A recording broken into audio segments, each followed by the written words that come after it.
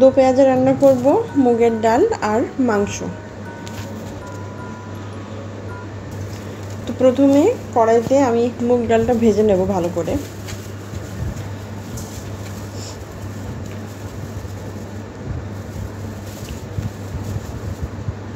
Polythene থেকে সোজা কড়াইতে ঢেলে দিলাম, না ধুয়েই।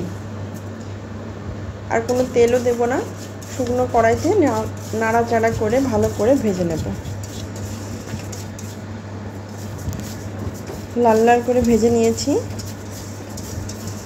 এবার একটা পাত্রে দেব ঠান্ডা হওয়ার জন্য।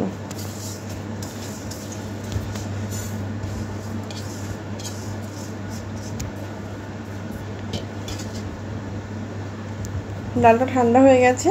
এবার আমি পরিমাণ মতো কিছুটা ডাল, যতটুকু রান্নাতে ব্যবহার করব ততটুকুই নেব, বাদ বাকিটা থাকবে পরে একসময় ব্যবহার করব।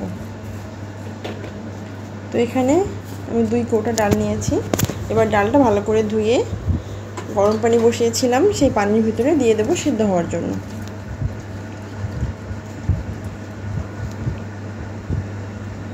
আর এখন একটু লবণ দিয়ে দেব।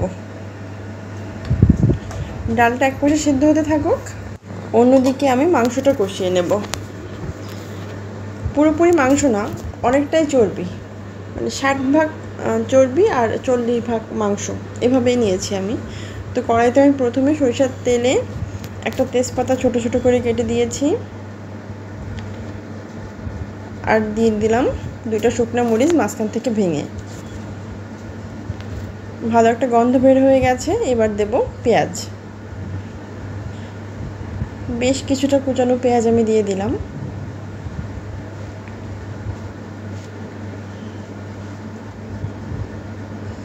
এবার পেঁয়াজটা একটু ভাজা ভাজা করে নেব। আমার মনে হচ্ছে পেঁয়াজ আর একটু লাগবে, তো আর একটু দিয়ে দিয়েছি। আর একটু লবণ দেব। লবণ দিলে কি হয়, পেঁয়াজটা তাড়াতাড়ি নরম হয়ে যায়। এবার কিছুটা গরম মশলা, এখানে আছে লবঙ্গ, দারচিনি, এলাচ, গোলমরিচ, এগুলোই দিয়ে দিয়েছি। মশলাটা ভালো করে ভাজা হয়ে গেছে। এবার দিয়ে দেবো আদা বাটা আর রসুন বাটা।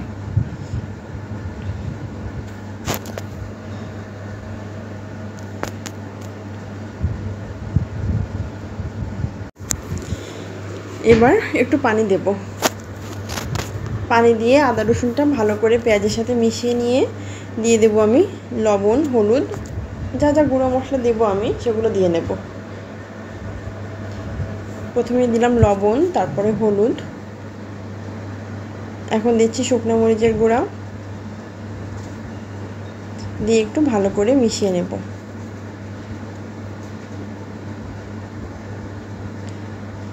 একটু ধনিয়া গুঁড়া আর একটু জিরা গুঁড়া।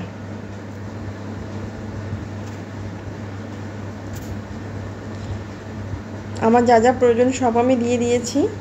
এবার আর একটু পানি দিয়ে মশলাটাকে ভালো করে নেড়েচেড়ে ঢাকা দিয়ে দেব কষানোর জন্য।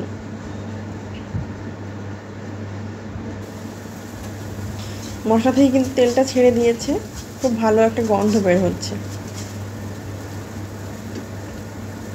আবার একটু ঢাকা দিয়ে দিলাম।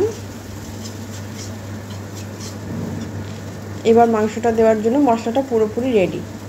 তো আমি মাংসটা দিয়ে দিয়েছি, দিয়ে একটু ভালো করে মশলার সাথে মিশিয়ে নেব।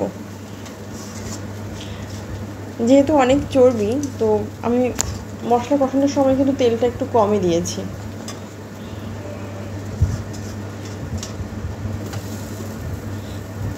মাংসটা ঢাকা দিয়ে ভালো করে রান্না করে নিতে হবে।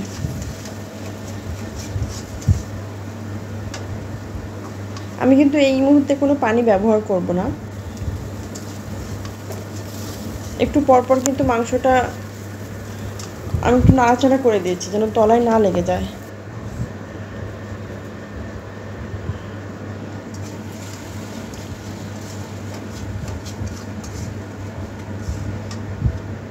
আবার একটু ঢাকা দিয়ে দিই।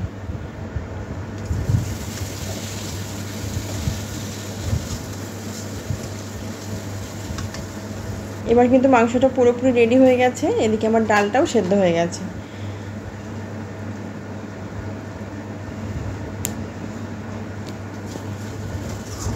এবার ডালটা মাংসের ভিতরে ঢেলে দিই।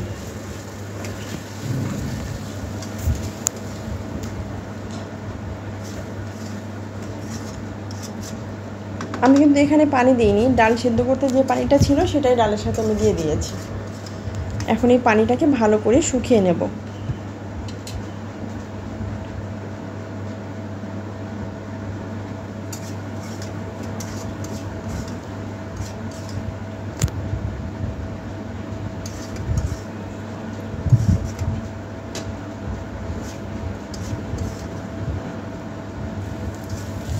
বেশ কিছুক্ষণ নাড়াচাড়া করে নিয়েছি। এবার ডালটা কিন্তু তলায় লেগে লেগে যাচ্ছে। এবার আমি ঝোলের পানি দিয়ে দেবো। বেশ অনেকটা পানি দিয়ে দিলাম। এবার একটু ভালো করে নেড়ে চেড়ে দেবো, দিয়ে ঢাকনা দিয়ে ঢেকে রাখবো।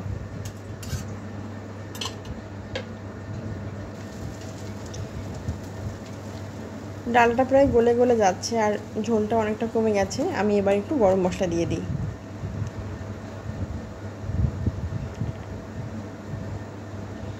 গরম মশলাটা দিয়েছি, এবার আরেকটু নাড়াচাড়া করে দেব।